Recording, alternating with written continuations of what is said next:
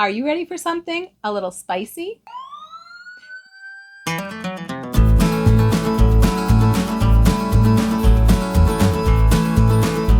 Hey guys, it's Jara with Wicked Prepared. Thank you for clicking on this video. If it's your first time here, welcome. We're glad you're here. Go ahead and hit that subscribe button and ring the bell for notifications to keep up with our channel. To our returning subscribers, thank you. You know we appreciate you guys so much. Today I'm going to share with you my family's favorite salsa recipe for canning. We get a lot of tomatoes out of our garden. Mr. Wicked Prepared is really good at growing tomatoes.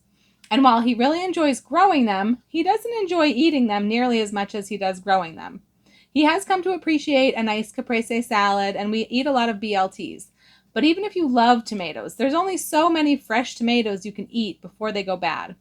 So I like to turn our abundance of tomatoes into shelf-stable items that everyone in the house loves. Our family eats a lot of spaghetti sauce and a lot of salsa. Last year, I focused on making spaghetti sauce with our extra tomatoes, and we still have some sauce left from last year. So this year, I'm focusing on salsa. I found this recipe a few years ago somewhere online, and it was just a picture with the recipe. There was no source, there was no link, there was no article, there were no qualifications whatsoever. Now, most salsas are water bath canned, and this recipe called for water bath canning. However, water bath canning depends on the food having the proper acidity. Unless, of course, you water bath everything, which has a whole different set of times, and we're not even going to get into that today.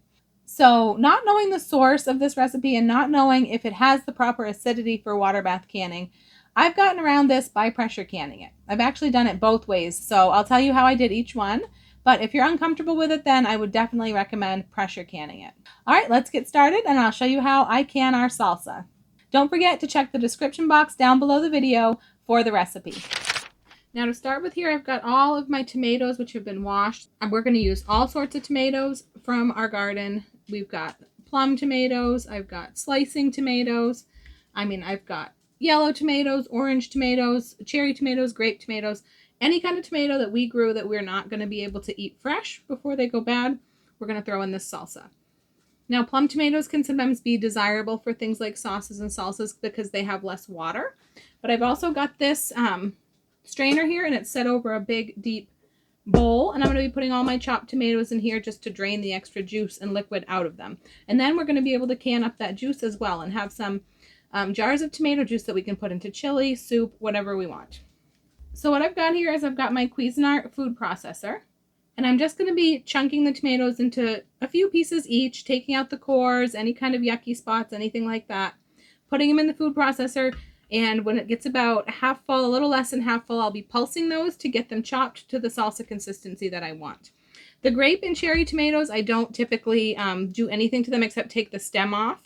The only thing is we have these, you can see they're not perfectly round. I think they're called sweetheart tomatoes, and they have more of a core than most of the small tomatoes do, so I have been cutting the core out of these.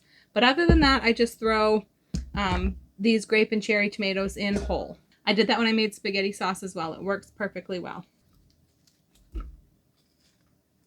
So that's all. I just cut that into 3 pieces. It doesn't have to be tiny pieces. The food processor is going to do that for us. If you don't have a food processor, by all means, you could totally do this by hand.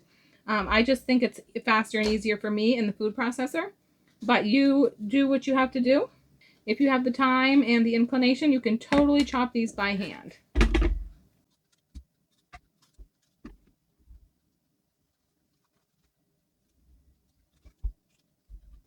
All right, so this is about half full, so I'm going to go ahead and get the lid on this.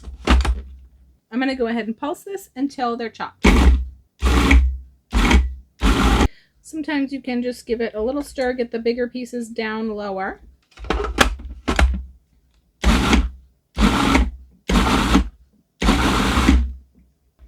So that's looking pretty good. I'm going to go ahead and dump this into this colander so that these can start to drain.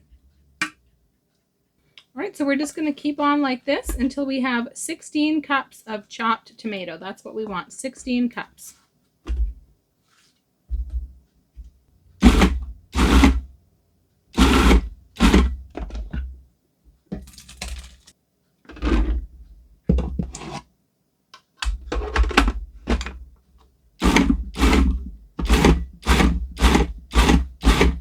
These grape and cherry tomatoes actually chop up really nicely. All right, so now that these tomatoes have been sitting and draining, we've got enough liquid out of these that I'm going to start putting them into my measuring cup. Now, this is an 8-cup measuring cup, so we're going to fill this up twice. The markings have worn off so badly I can't hardly read it, so I really need a new one of these. But I'm going to go ahead and put these into this cup.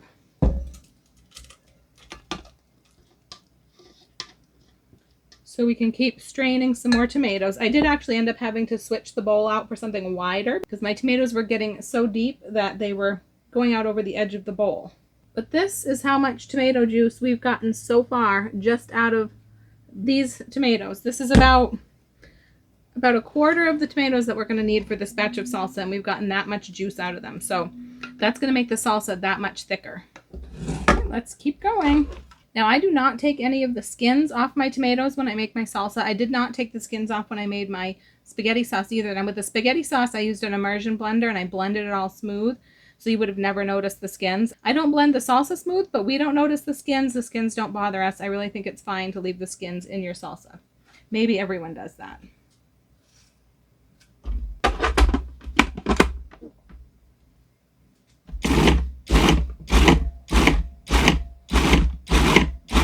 Now, that first batch of tomatoes that I did had a lot more slicing tomatoes than paste tomatoes.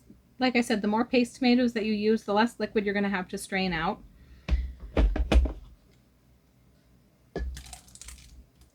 Those paste tomatoes also chop up really nicely.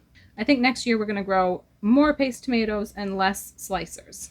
If you find any chunks in your chopped tomato that are a little bit large, you can always throw them back in with the next batch. I just like to stir it around a little bit to help the juice get released and go down. All right, so I've got the first 8 cups of tomatoes all chopped up here. I'm going to go ahead and put them in this pot. This is a pretty large pot.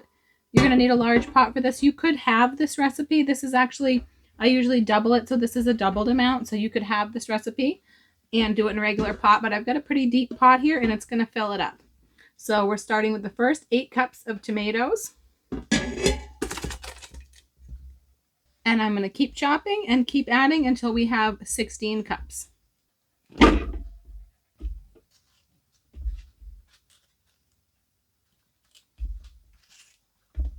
So besides the 16 cups of chopped tomato, we also need 5 cups of diced onion, finely diced onion. So I'm going to use my little chopper here. I love this thing. You can see the grid there where it cuts. I'm just going to get the peel off the onions and the ends. I'm going to go ahead and cut this right in half this way.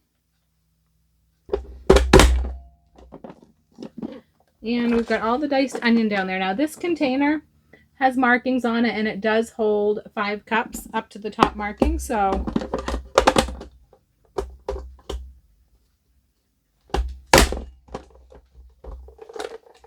I'm just going to let it go until it's full and we'll have all the onion that we need. All right, now that is plumb full. So that looks like about 5 cups. We'll add this into the pot with our tomatoes. And now we will use this to chop our peppers. What you gonna do when they come for you? What you gonna do? What you gonna do when they come for you? What you gonna... Doggies is bad doggies, yes it is. And now we need 3 cups of chopped green pepper. Now this is going to be mild green pepper, so bell peppers mostly. I've used poblano peppers when I had poblanos, anything that's just pretty mild. And if you run out of green peppers, like I might, you can pull into service some red, yellow, any other color of bell peppers. They'll just make our salsa more colorful.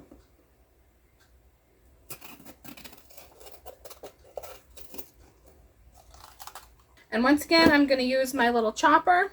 So I just need to get this bell pepper into pieces that will fit across the grid.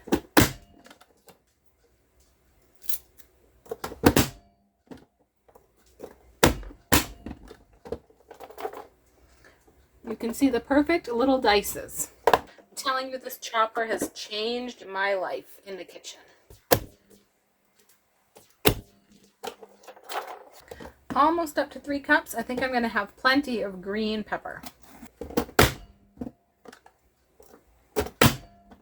All right, now we've definitely got 3 cups of chopped peppers in there. I'm going to go ahead and add this to our pot. So we just added our final 8 cups of chopped drained tomatoes.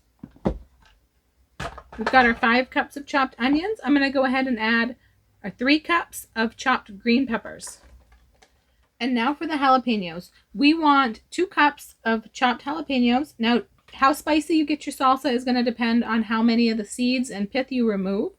The first time I made this salsa, I went a little scant on the peppers and I removed as much seeds and pith as I could. I was afraid of it being too spicy. Well, it didn't have any heat at all, really. And while everyone loved the flavor, the boys said they wish it had been a little bit spicier. So now when I make it, I do remove some of the pith and the seeds, but not all of it. I just take the big chunk out here, but I'm not super careful about it. So that's pretty good.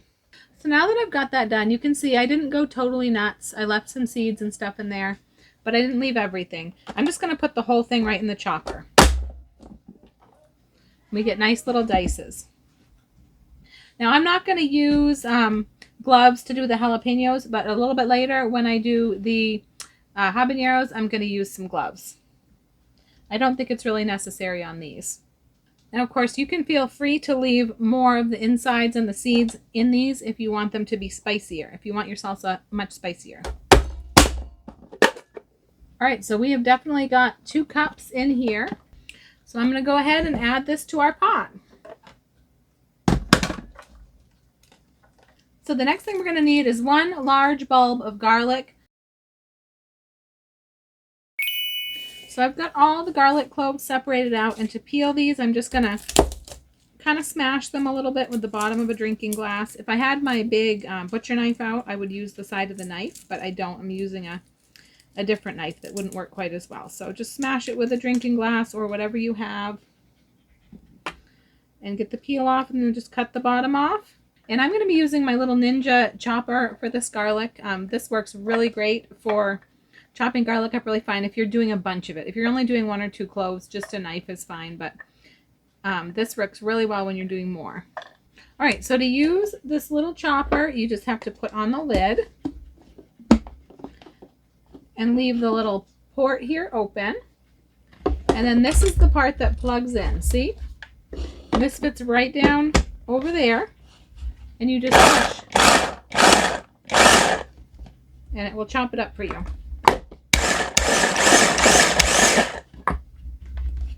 We do want this chopped pretty finely.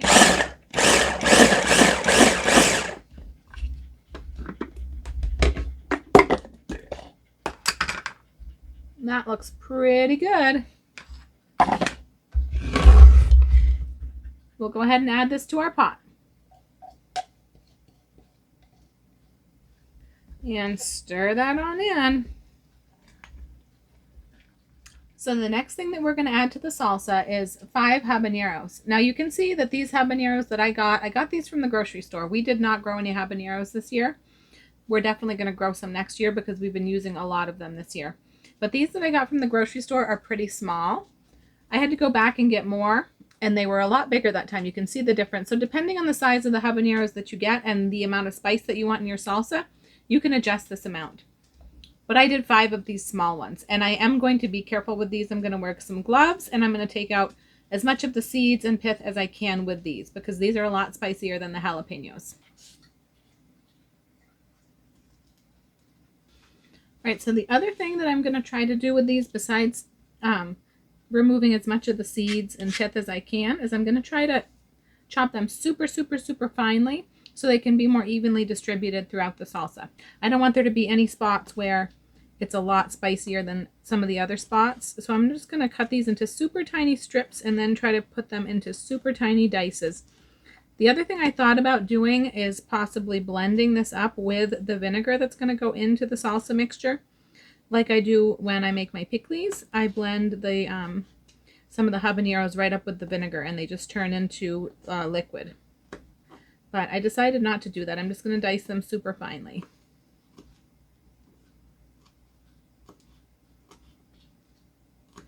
Just kind of hard to do with these gloves. I don't know if it's just the nature of working with gloves or if these gloves are a little bit too large for me, but they tend to stick off the ends of my fingers and it's very difficult to do this fine chopping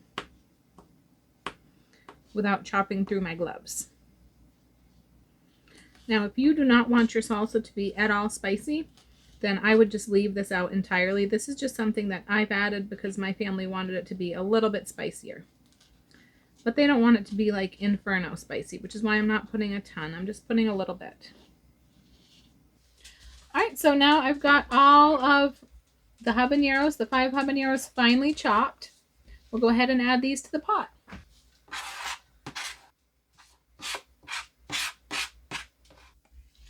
All right, so now we've got all of our fresh ingredients in the pot. I've got to tell you, this already smells so good. Look at that. It's nice and thick because we drained out all that juice. So now I'm just going to go ahead and get the rest of the ingredients into the pot. So we're starting with 4 teaspoons of cumin. This is probably one of the most used, most loved seasonings in our house. 2, 3, 4. And next we're also going to do 4 teaspoons of black pepper.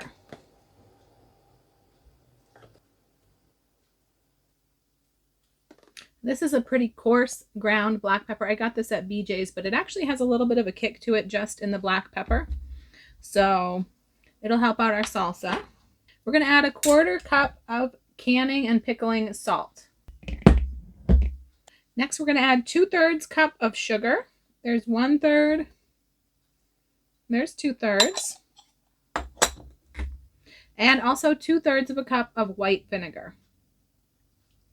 And then finally, we're going to add 2 15-ounce cans of tomato sauce.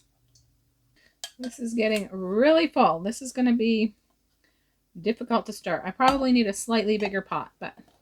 And lastly, 2 small cans of tomato paste. These are 6-ounce cans. All right, so that is all of the ingredients that we need for our salsa. I'm going to go ahead and get this well mixed. And once this is mixed, I'm going to get it on the stove and I'm going to bring it up to a boil. And I'm going to give it a nice low boil for about 10 minutes. And then it's going to be all ready to jar up. All right, now clearly I could have used a bigger pot for this.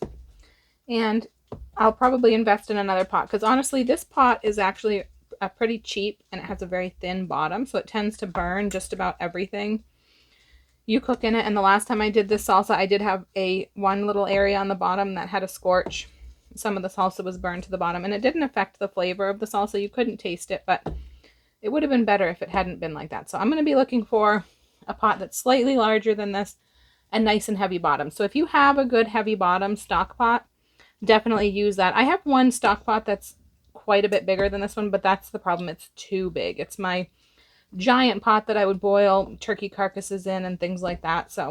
But we're just going to get this up to a boil, and as we do that, we're going to be mixing it well to make sure that all of those ingredients get mixed in, especially the tomato paste. That's going to need to sort of break down and mix in, and that's going to help to thicken the salsa. You can see that it's very nice and thick. It's going to get a little bit thinner as it heats, but then once it's jarred up and it cools off, it'll thicken back up again. It's really a great thick salsa, and I owe that a lot to the fact that we drained out the juice from the tomatoes. All right, so you can see this is just starting to come up to a boil, but it's been on here quite a while and it's pretty hot. So I'm going to go ahead and set my timer for 10 minutes, and we're going to let this just gently boil for 10 minutes. I've been stirring this pretty consistently, and I'm going to continue to do so because I'm trying to avoid it sticking or burning on the bottom. All right, our time is up. This has been boiling for 10 minutes, just gently boiling. And now it's all hot and blended and ready to go in the jars. So I've got my jars heating in the canner, and I'm going to go ahead and lay everything out, and we'll get this jarred up. All right, so I've got everything all set up here. Our salsa is hot. My jars are hot. I've got my canning funnel. Now, this is my favorite canning funnel. It's got markings right there to show you your headspace. We're going to be filling these jars to a 1/2 inch of headspace. There's several different ways that you can measure headspace, and of course when you've been doing this a while, you kind of know where on your jars a 1/2 inch or an inch or 1/4 inch is. But this is a handy funnel. You need a funnel anyway, so I like to use this one. I've got a ladle here that I'm going to use to ladle the hot salsa into the hot jars, and then we'll be ready to can.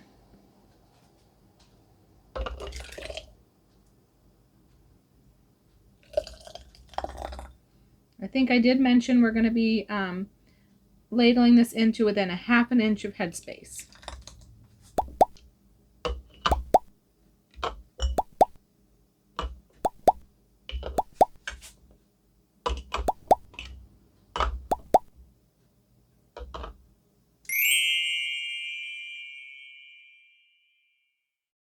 All right, so now that these are all filled, I've got a clean paper towel. I've got some hot water on this clean paper towel. I am no longer using vinegar. I haven't been. I've been having good luck using just hot water with about everything that I'm canning. And I will take the hot water sometimes right out of my canner that's been heating up or whatever. Just take a little bit out into a dish and have some hot water for cleaning your rims. We do want to make sure we clean the rims well, because any residue left on those rims could mean that your jars won't seal properly. All right, so now that I've got all these rims clean, and now I do have more salsa here to jar up, but I only have so much room to work. So I'm going to get these going, and then we'll keep on jarring. But I do have my lids here in a pan of warm water. I do warm them. I don't boil them when I'm water bath canning. I do still put them in hot water. So I'm just going to get these lids on. All right, so lids, now it's time for bands. And once I get these on, I will show you a trick I learned, or a tool really, that's really helped my canning game. All right, so what I've been doing lately that has really helped is I've been using this tool that I got online. I had to pay quite a bit for it. I don't believe it's made anymore. Maybe not quite a bit for it, but I had to pay more than I'm sure it was worth and being sold for when it was readily available on the market. But this is a tool for tightening your bands. You just have to match up the arrows there, and your bands are perfectly what they call finger tight. So I've been using this, and it's really helped. I haven't had any seal failures. I haven't had siphoning. I haven't had any of the issues that I sometimes had before since I've been using this tool. I'm going to go ahead and get these jars into the canner to start, just so I have more space to work. But let me just say first, a lot of salsa is water bath canned. Now this particular recipe, we love this recipe. We love how it turns out, but I just found it on a picture on Facebook somewhere, or I don't even remember where I found this. There was no article, there was no citations, there was no sources, there was nothing to go along with it to really let me know if this was a recipe that's safe and approved for water bath canning. So to get around that, I've sometimes been pressure canning that. I've done that with my spaghetti sauce as well. If I don't know that the recipe is safe, I don't know the pH or the acidity of the recipe, I've been pressure canning it. So I've done both with this. I have pressure canned these for 10 minutes, and I've also water bathed them for 15. Haven't had any issues so far, but if you're concerned about that, I would suggest doing the pressure canning, where I don't know the source of this recipe. I don't know the acidity of the recipe. So I've got my pressure canner ready to go. I'm going to go ahead and get these jars in and get the rest of the jars ready. All right, so I've got this canner about as loaded as it can get. This is 10 pints in here in the pressure canner. So I'm going to get this going, and I'm going to pressure can this for 10 minutes. All right, so while the pressure canner is coming up to pressure, I've gone ahead and jarred up the rest of the salsa. I got almost 5 more pints. Now, last time I did this recipe, I think I got almost 14 pints, about 13 and a half. This time I got about 14 and almost 15. You can see this one just isn't quite full enough to pressure can, but what we'll do is we'll put a lid on this, put this in the fridge, and we'll eat this one first. That gives us a chance to try every batch anyways. We usually have a partial jar of anything that I make up, be it salsa or relish or jam or jelly or whatever it is.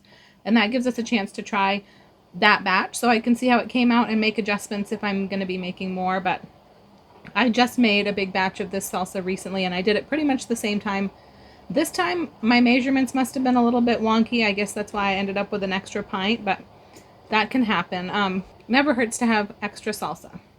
So now I've got to decide, do I want to put these jars into my electric pressure canner and do this little overflow batch while the other pressure canner is working, or do I want to water bath these? I have water bathed this salsa. I water bath it for 15 minutes, and then we just try to eat up I mark it that it's water bath, and I mark the ones that are pressure canned, and we generally try to eat the water bath first, just because, like I said, I'm not 100% certain about the acidity of this recipe and how appropriate it is for water bath canning. But because I don't have a really huge pressure canner and I can't fit all of these in one batch, I have to make some decisions. All right, so I did come to a decision. My water bath canner, my electric water bath canner anyhow, was already full of hot water, and my electric pressure canner is not even set up. So I've gone ahead and put those last 4 jars right into my electric water bath canner. And I'm going to go ahead and give these a water bath for 15 minutes. All right, so all told, I got about 15 pints of salsa. You can see that I do label these, you know, WB for water bath or PC for pressure can, so that, you know, we can choose. We eat the water bath first usually. And I also got about 4.5 pints of tomato juice, which is a super awesome bonus. It's just a byproduct of making the salsa.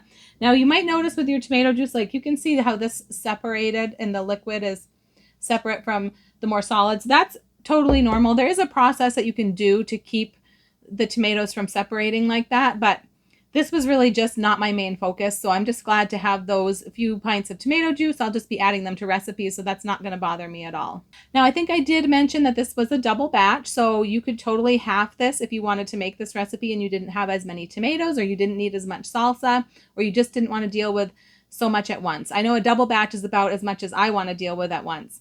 So I've made a couple of double batches with the tomatoes that we got out of the garden this year. Another thing to think about is the heat level, the spiciness of this salsa. This salsa, as I made it, is not a super spicy salsa. I would consider this probably about a medium salsa, and that's what my family likes, so that's perfect for us. But you can control the heat level in your salsa by the hot peppers that you use, how many peppers you use, the types of peppers you use, and how you process those peppers. Jalapeno peppers by themselves are not super spicy if you take the seeds out. So if you don't want your salsa super spicy, just remove more of the seeds or all of the seeds from the jalapenos. And if you want it spicier, leave more of the seeds in. And you can also choose to add some extra hot peppers, different types of hot peppers. Like I added the habaneros. You could add any type of hot pepper that you wanted in any amount. And also the same with those peppers. The more seeds you leave in, the spicier it's going to be. Thank you for hanging out with me today and watching this video. I hope you found it informative or at least entertaining. If you did, make sure to give it a thumbs up. We really, truly appreciate it. Let me know down in the comments, do you grow tomatoes? What type of tomatoes do you like to grow? And what do you do with the excess tomatoes from your garden? What do you like to make with them? If you made it all the way to the end of the video, leave me a hot pepper emoji down in the comments. I'm Jara with Wicked Prepared. Survive today, thrive tomorrow. We'll see you next time.